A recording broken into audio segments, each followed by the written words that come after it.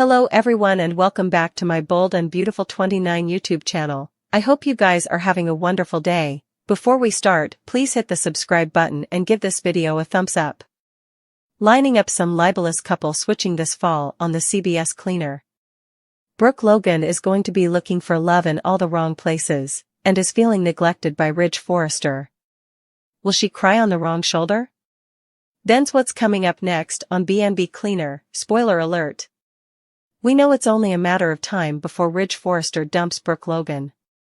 After all, Taylor Hayes' life literally depends on it. But, what about poor Brook? Who'll console her when the love of her life kicks her to the check and runs off with his other ex-wife? Brook Logan will pay Deacon Sharp a visit this week and hopes parents will be doing a lot of drooling in coming weeks. Cleric and Brook used to have a poisonous relationship on the CBS cleaner, and the last time Brook turned to him she fell off the cart. There are too numerous people in Brook's life she can vent to about Taylor and Ridge, however, that are related to them. There's only one problem with Brook visiting Il Giardino. Deacon is now happily married to Sheila Carter and she doesn't like participating her men. It'll only be a matter of time before Sheila grows suspicious, or becomes convinced that Cleric is cheating on her. Brook and Sheila have no way been besties. In fact, Brook despises her son's stepmama. With all of the Ridge and Taylor drama going on, will Brook indeed realize that she's popped up on Sheila's radar and has a target on her reverse? The claws are going to come out if Brook isn't careful.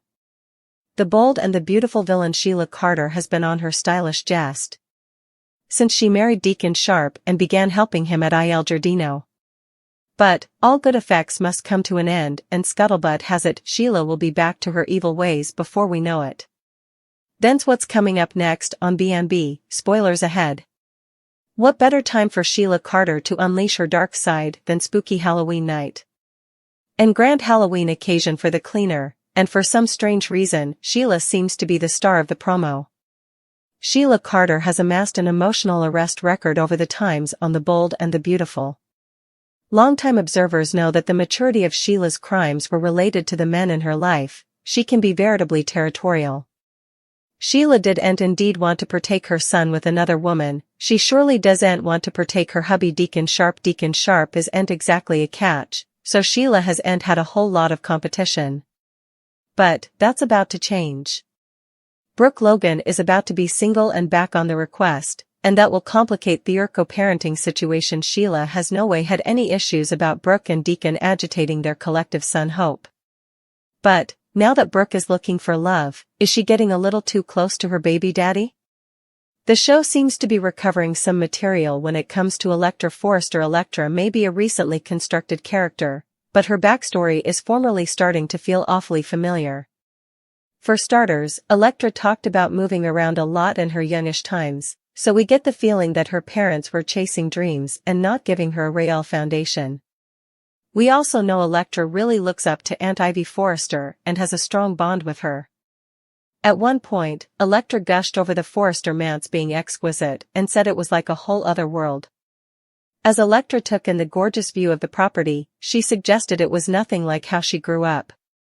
Doesn't all of that feel evocative of Luna Nozawa, who also traveled around with free spirit Poppy Nozawa for craft carnivals and lived relatively modestly? Plus, Ivy is being used in a way that's analogous to how John Finn Finnegan was used in Luna's plot. We kept trying to play up the bond between Finn and his consanguineous kinsman, at least until they decided to turn Luna into a lunatic. Electra seems sweet and innocent at the moment, but so did Luna when she first came on the show. Luna and RJ Forrester were given the same type of cutesy romantic content that Electra and Will Spencer are getting now. Could Electra have some secrets and layers that'll be held back down the road? Linnea Grace offered an implicit hint about that in an interview with television bigwig before this month. She's perhaps got a little bit of a path that we might find out about latterly.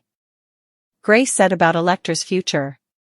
Grace was obviously trying to be cryptic since she couldn't unmask too important, but we've to consider whether this path might lead to trouble. It could tie in with Electra's history and set the stage for some interesting exposures about her character. Of course, that doesn't inescapably mean that Electra will start locking people up in coops and land behind bars. Indeed so, Electra may not be relatively as innocent as she seems, so we'll bring you more prognostications on her history and what might be exposed. Will's going to remain curious about Electra, so stay tuned for updates on any news he might uncover about her. Carter Walton has all B&B suckers demanding to know what he's allowing. Suckers have no way seen Carter like this and truly doen't know what to make out of his rearmost conduct. Is Carter trying to get himself fired? Carter is fully overpassing his bounds then. Carter may believe he's brainstorming, but he ambuscaded Steffy Forrester with a jewelry pitch that she wasn't ready for. Now Carter is wanting to buy up companies and put them under the Forrester marquee to make their own brand. Carter is agitated about his whole situation, but Steffy surely isn't. Lawrence admits that it can be veritably strange to see Carter not back down from commodity. To see him continues to push for commodity that he believes in. Still, Lawrence also believes that Carter has a bit of instation and suckers wonder if he needs to get that in check. Carter was veritably disappointed when Steffy turned down Ivy Forrester when she told her about the jewelry collection. After all, Ivy and Electra Forrester put this whole donation together and Steffy refused to indeed look at it. Of course, Carter isn't exactly happy with her and she not too pleased with him according to St. Victor. St. Victor sums it up, she might be feeling disrespected by Carter. But he's feeling disrespected by her. He's like, I'm your susurrus. Why aren't you hearing me? You can say no, but let's really talk about this first. Carter truly believes that Steffy isn't working with Ivy because of an old grudge and that's working against Forrester. All of the Forrester claim that Carter is family to them. Still, Steffy isn't indeed agitating this matter before shooting him down. Carter believes that Steffy needs to look at the big picture and help to expand the company. Carter could have gone about this else and maybe Steffy would have been more accepting. Still, Carter might find himself on the outside looking in when it comes to hope for the future because as soon as his magnet for hope is discovered, Steffy is clearly going to dismiss anything he says about the line. Carter truly may find his way out the door and looking for another job if he's not really careful. Carter, Steffy, and Ivy continue to bandy the future of Forrester Creations in the main office. Carter says he knows Steffy wants to carry on her grandparents' heritage for times to come. Ivy chimes in and principally begs Steffy to give her jewelry line a chance for the sake of the family and the company. Carter reminds Steffy that Ivy's designs were preliminarily successful, but she reminds them that was when Quinn was still around. Steffy asks how Quinn plans on running the jewelry line by herself. Ivy pulls Electra over and says they will run it together. Electra has great ideas and I believes they will make a great platoon. Electra and Ivy ask Steffy to come downward and view their display. Carter reiterates Ivy's studies, saying they've to continue to move Forrester Creations forward.